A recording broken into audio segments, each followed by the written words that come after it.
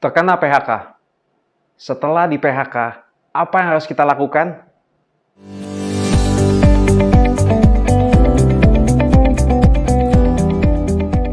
Pemutusan hubungan kerja terjadi di banyak negara saat ini. Terakhir kita mendengar banyak startup Indonesia melakukan PHK karena alasan kelesuan pasar global dan berpengaruh terhadap kondisi negara kita.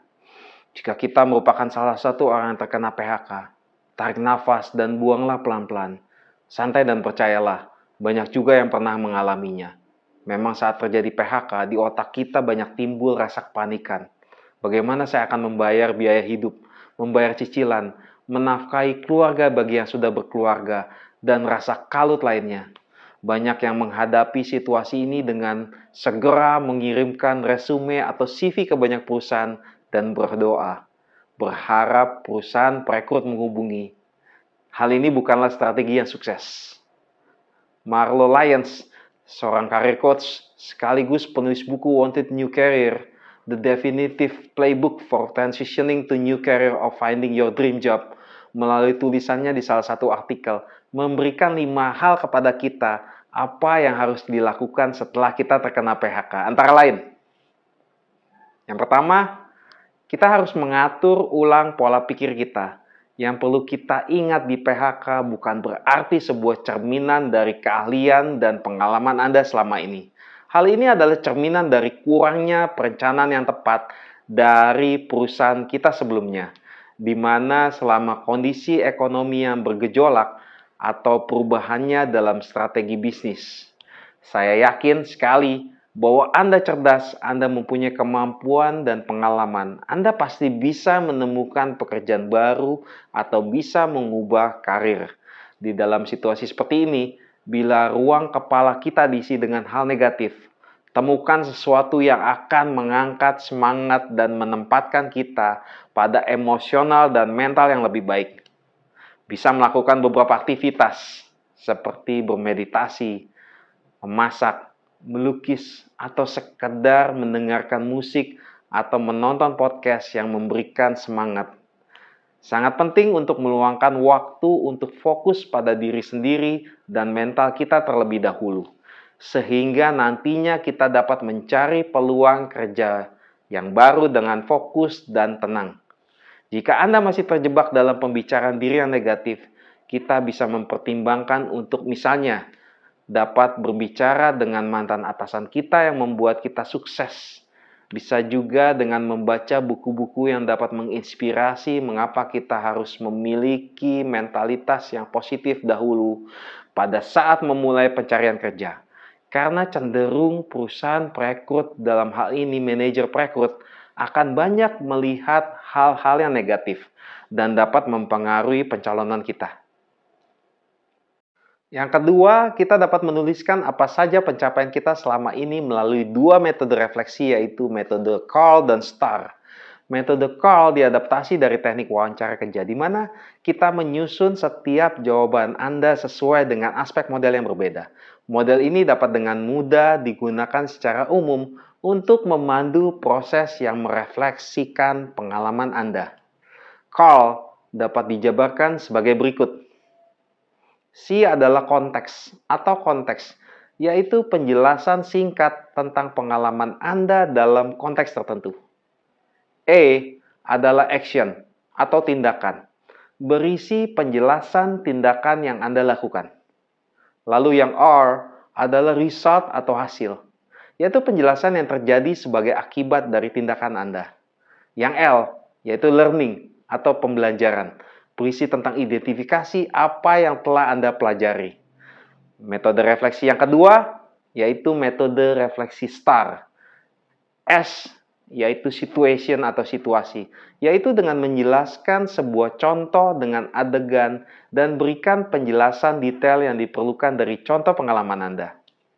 Lalu yang T adalah task atau tugas, yaitu penjelasan tentang tanggung jawab Anda dalam situasi ini. Yang E adalah action atau tindakan, yaitu penjelasan dengan tepat langkah-langkah yang diambil untuk mengatasinya. Yang terakhir yaitu R atau result atau hasil, yaitu Beri penjelasan mengenai hasil apa yang diraih dengan tindakan tersebut. Metode CAL dan STAR membantu menggambarkan pencapaian kita di atas kertas, serta dapat memahami keterampilan dan kemampuan kita saat ini. Sekaligus juga akan membantu mempersiapkan kita untuk pertanyaan wawancara tentang pencapaian yang telah kita raih.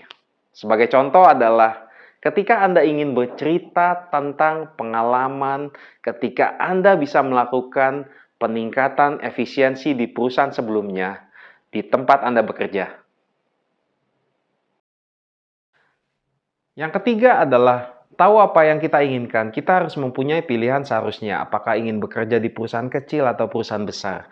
Atau apakah ingin berada di peran yang sama atau karir yang berbeda? Apakah ingin di lokasi yang sama ataukah harus mempertimbangkan untuk pindah wilayah yang berbeda? Karena ada peluang di posisi yang tepat. Kita harus menuliskan dengan tepat apa yang diinginkan dan apa yang penting di langkah-langkah selanjutnya.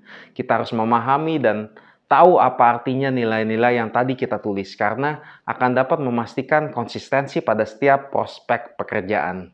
Kita mungkin saat ini sedang berpikir, saya telah dipecat dan saat ini tidak dalam posisi untuk menginginkan sesuatu. Menentukan value atau nilai Anda bukanlah tentang apa yang Anda inginkan, tetapi hal ini tentang apa yang Anda butuhkan dan merasa sukses dalam suatu pekerjaan. Jika satu-satunya hal yang penting bagi kita adalah memiliki gaji dan bekerja dari jam 8 pagi sampai jam 5 sore, maka pekerjaan apapun bisa kita ambil. Contoh, identifikasi nilai-nilai yang dilakukan banyak orang seperti saya perlu merasa bahwa harus mempunyai pengaruh. Saya perlu merasa dihargai. Saya perlu bekerja di perusahaan berbasiskan misi di mana saya merasa dapat berkontribusi. Kita bisa saja dapat memilih pekerjaan yang tidak memenuhi nilai-nilai kita, tetapi itu akan membuat Anda tidak terlibat dan frustasi, serta memberikan dampak negatif terhadap kesuksesan Anda secara keseluruhan. Yang keempat, mulailah membuat jadwal mencari kerja. Mencari pekerjaan adalah pekerjaan yang membutuhkan waktu penuh. Tetapi terlalu banyak menatap komputer atau ponsel Anda untuk menunggu perusahaan perekrut menghubungi Anda dapat membuat merasa kewalahan tentang proses mencari pekerjaan. Sekaligus hal itu dapat membuat kita merasa bersalah karena kita merasa tidak melakukan cukup banyak usaha setiap hari. Membuat jadwal mingguan atau harian akan membuat kita tetap pada jalurnya. Tentukan kapan kita mulai mencari pekerjaan yang layak bagi kita, seberapa sering kita menyusun resume untuk pekerjaan yang diminati, serta seberapa banyak kita berlatih untuk menjawab pertanyaan-pertanyaan yang potensial terjadi pada saat wawancara kerja. Membuat jadwal dan menetapkan niat serta tujuan kita setiap hari akan membantu kita merasa berhasil, karena dapat tetap semangat mencari pekerjaan sekaligus dapat menjadi aktivitas yang mempunyai daya tarik. Yang kelima adalah temukan pekerjaan menarik dan perbarui resume kita. Kita bisa mencari beberapa peluang di beberapa situs seperti jobstreet.co.id, monster.co.id, career.com, jobsdb, indeed.com, dan situs-situs lainnya. Atau bisa juga di beberapa situs asosiasi profesi ataupun media-media cetak. Sebelum mengirimkan resume kita harus memperbarui terlebih dahulu. Perhatikan antara deskripsi pekerjaan dan ditawarkan dan sorot keyword atau kata kuncinya. Kata kunci sangat penting untuk mengetahui bagaimana pengalaman pelamar kerja terhubung dengan deskripsi pekerjaan. Jadi kita tidak bisa membuat resume yang umum dalam arti resume itu sama semua untuk perusahaan yang kita lamar. Resume harus menggunakan kata kunci yang terhubung dengan kualifikasi yang ditawarkan perusahaan rekruter. Menurut Indeed.com, rekruter umumnya membutuhkan 6-7 detik untuk melakukan proses seleksi resume yang masuk. Namun, waktu tersebut mungkin bisa bervariasi, tergantung pada jumlah pelamar pada posisi tertentu. Mereka bisa menerima ratusan lamaran yang masuk setiap harinya. Oleh karena rekruter memiliki waktu yang terbatas untuk membaca CV secara keseluruhan.